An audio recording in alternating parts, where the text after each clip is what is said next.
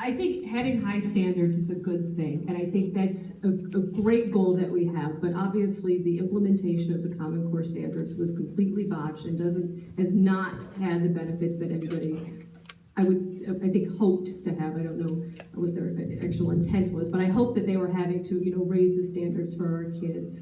I don't support having a one-size-fits-all approach to education. My son is in 7th grade at a Syracuse City school. I'm on the PTO, and I see firsthand the value of our public system. And I want to support whatever aspect of public education that I can and support our teachers. We need to make sure that we're providing our resources so that our teachers can be successful and can provide our students with the skills necessary to be competitive in a growing global economy. I think we need to make sure that we're working with our teachers and having them at the table as part of the discussion. They should be in charge of the curriculum in their classrooms, not coming from on high from the federal government. So I think those are, that's what I see. I see the federal government's role as providing the resources, being able to provide funding to help reduce class sizes or pay for teachers' aides, or identify the needs, where the needs areas are, so that all kids, no matter what their zip code, can be afforded a good quality, safe education. And I'll add too, I think that the federal government needs to play a stronger role in universal pre-K. We've got to get to these kids early so that they have a chance to succeed, that they have the skills necessary when they go into kindergarten and for the rest of their academic careers. So I would strongly support any efforts to fund pre-K once I'm in Congress. Okay, rebuttal, Steve? Well, there's nothing to rebut. I mean, I'll add that in addition, we should fight against this idea of issuing vouchers that people can use to go to private schools, because that will kill the public schools. I mean, you know what's going to happen. There are those kids in the public schools who, their parents make, okay money, but not enough to send them to the private school. But if they get that voucher, they will be able to. And then the only kids left in the public schools will be the poorest of the poor. And that's a recipe for disaster. We can't allow it. We need to fight against charter schools and vouchers. Public schools are good. They work. They will continue to work. We need to defend them. Eric? So another piece on the role of the federal government is research and development and education. Funding research is important. Funding model programs is important. But telling the citizens of the United States that they all have to be part of a parallel curriculum is not. The federal government might also regulate textbook providers. I have, as a professor, I've started buying older editions of books that I know that in fact have the same information. When you're looking at the history of the United States and social policy, it doesn't change much in 2 years that you can't do with an article. But the costs are like $200 for my students. They can get it on Amazon, and I know Amazon's not the most labor-friendly situation, but you can get it at Amazon, an earlier edition, for as low as 50 cents. So our textbook industry has to be regulated, and the federal government do it. And also the political use of our textbooks by the right wing has to be looked at carefully. Thank you, Colleen. I think I'm all set. Don't keep up. Okay, thank you. Now, I want you to know, for this next question, some of you saw us, we did this question by lots, okay? So, it's all luck. So the next question goes to Eric. Eric, many people are concerned about the future of Social Security. What specific plans do you have to ensure that Social Security will be there for future generations? Again, you saw me. Okay, this is horrible. 2 minutes. Say, read my book, which Mr. Trumka, by the way, has a lead endorsement of, as does Mr. Sanders, Jim Roosevelt, and Terry O'Neill, the president of NOW, who has said to me, be sure to tell people that you have my go-ahead to say I consider you a national treasure when it comes to Social Security, president of NOW. She's endorsed over here, where the organization has. The system cannot go broke. As long as there are people working, there's an ongoing stream. The system has worked for many years because we needed it to work. It's a wage insurance system. We have sufficient revenues to meet all benefits through about 2030. Then we're 25 cents short on the dollar. That's a problem. We can address it.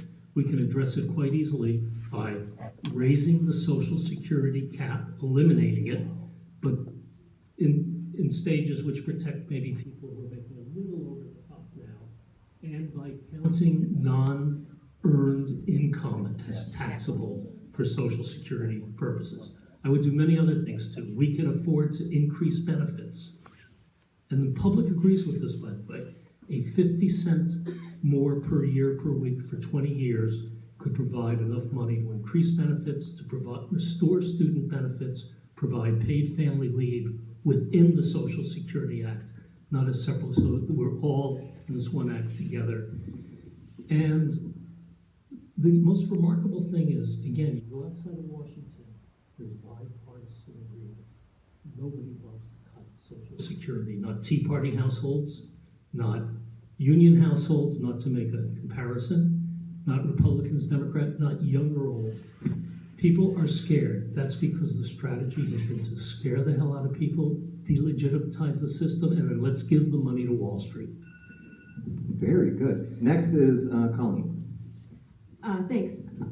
So as somebody who started working, my first day of work is my 16th birthday. So I've been paying into Social Security for the last 23 years. And when they're talking about Social Security, more money going out than coming in, that is the time when I'm going to want to retire. So you can bet that I'm going to stand strong and support keeping Social Security solvent for not only this generation, my generation, but for my son and future generations to come. Both of my parents are currently on Social Security and Medicare, and I see firsthand how these programs have benefited them in their retirement years. So, I mean, my mom lives a block away from me. I go over there very often and see them, and I understand that these programs are so important for our seniors and for those who are disabled. But I also want to add, too, I think we do need to look at the cap and where it stands and what we can do to continue to make Social Security solvent.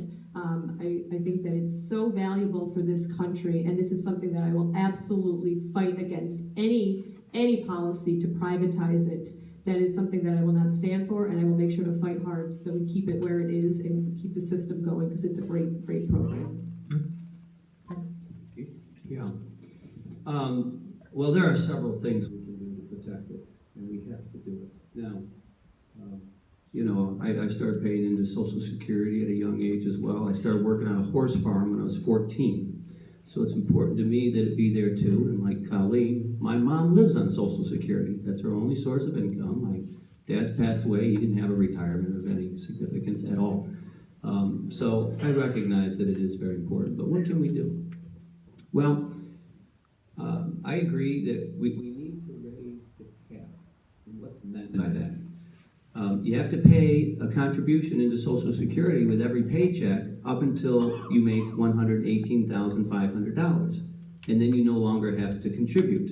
And the logic or theory behind that is, if you have to keep paying after that point, you will pay way more in than you'll ever take out. And it's a contribution. These aren't taxes. We're talking about contributions. That cap needs to be raised. It will fix this system. Now, what else can we do?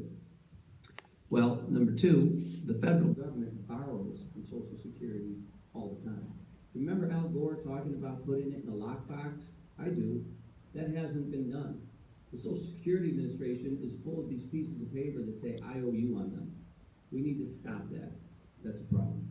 And then lastly, we do know that back in 2000, there were 3.4 people working and contributing to Social Security for every person on Social Security. And we know now, today, 16 years later, there are only 2.8 people working for every one person on Social Security. Now, some of that is a matter of demographics, right? With the baby boom and all that, I get that. But it's not all because of that. A lot of it has to do with the fact that we've been shipping our jobs overseas. And for that reason, people have left the workforce. If we bring jobs here, we'll have more people contributing and contributing more money. Thank you. We get to rebuttals. Eric. Sure. First of all, I want to show you something that's just backed by silly IOUs the federal government has. $5 bill. If anybody thinks it's not worth anything, leave it there. If you think it's worth something, get it. It's backed by the word of the United States government. I really get tired listening to people on Fox News saying it's a worthless IOU because they're saying the US government will not stand behind its obligations. That's wrong, and that would collapse our economy. What I will say is, and that's sort of the game that a lot of people have picked up who are comfortable with talking about cuts. When I talk about cuts, I mean no raising the retirement age, no change in the COLA. I'm talking about increasing the COLA because, how many of you have family on Social Security? Did they get a COLA increase this year? No. Well, in Washington, they thought that was too much a few years ago. We fought it. I don't just want to defend this system.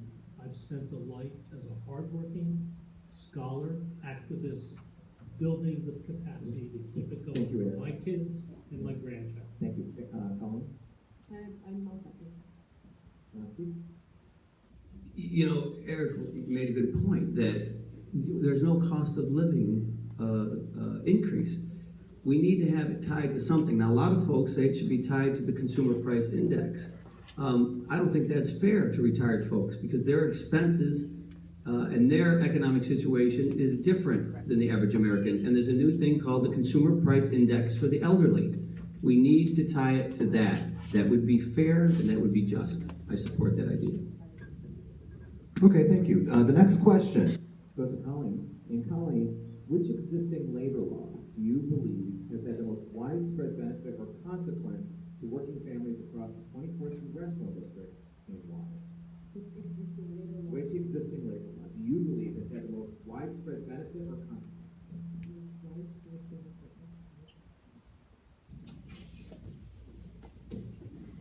Probably NAFTA has had the biggest effect on this district. I mean, I think we've seen, what happened because of NAFTA, the jobs, GM, Chrysler, all of the manufacturing companies that have left this region for a long time has had a huge impact on the hardworking families of this district, and I think it's had a negative impact. I think that's something that, now we're seeing the argument with the Trans-Pacific Partnership, and we're seeing how everybody's looking back to NAFTA. They're calling it NAFTA on steroids because they know the effect that it had, not only on this district, but also, all across the country. That's something I think we need to make sure we're fighting hard for and we're fighting against, and we're keeping all the jobs in this district that we can to promote hardworking families in this region. Next goes to Steve. Well, I don't view NAFTA as a labor law, it's a trade agreement. And I want to talk about labor laws. And that's a good question. The first one that pops in my head is the National Labor Relations Act of 1935, which allowed people to organize unions. And that was the genesis of future laws that benefit everybody in this room and beyond. But if I had to pick one labor law that has impacted this district and this country more than any other, and I'm including both people in unions and people out of unions, it's the Fair Labor Standards Act of 1938. Before that, children could work in factories. Before that, there was no minimum wage. Before that, there was no 40-hour work week. Before that, there was no such thing as overtime. Okay? It all comes from the Fair Labor Standard Act of 1938. I worked